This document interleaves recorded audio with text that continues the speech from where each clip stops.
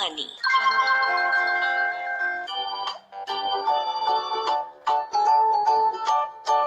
Tales of Panchatantra.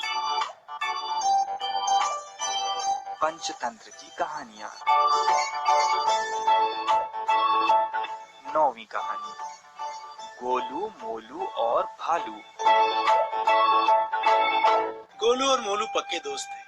Golu जहाँ दुबला पतला था, वहीं मोलू मोटा गोल मटोल। दोनों एक दूसरे पर जान देने का दम भरते थे, लेकिन उनकी जोड़ी देखकर लोगों की हंसी छूट जाती।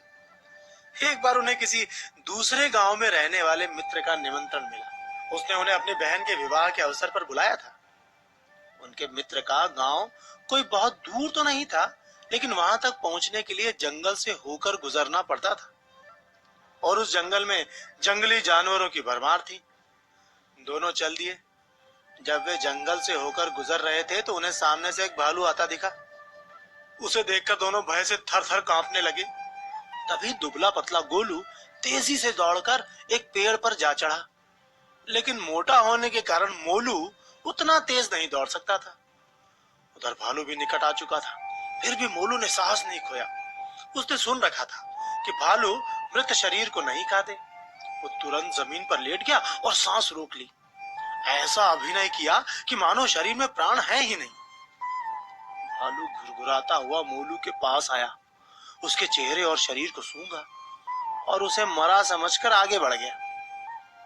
जब भालू काफी दूर निकल गया तो गोलू पेड़ से उतरकर मोलू के निकट आया और बोला, मित्र, मैंने देखा था भालू तुमसे कुछ कह रहा था। क्या कहा उसने? मोलू ने गुस्से में भरकर जवाब दिया, मुझे मित्र कहकर ना बुलाओ। और ऐसा ही कुछ भालू ने भी मुझसे कहा। उसने कहा, गोलू पर विश्वास न करना, वो तुम्हारा मित्र नहीं है। सुनकर गोलू शर्मिंदा हो गया। उसे आभास हो गया था कि उससे कितनी भारी भूल हो गई थी। उसकी मित्रता भी सदैव के लिए समाप्त हो गई। इस कहानी से हमें सीख मिलती है कि सच्चा मित्र वही है जो संकट में काम आए।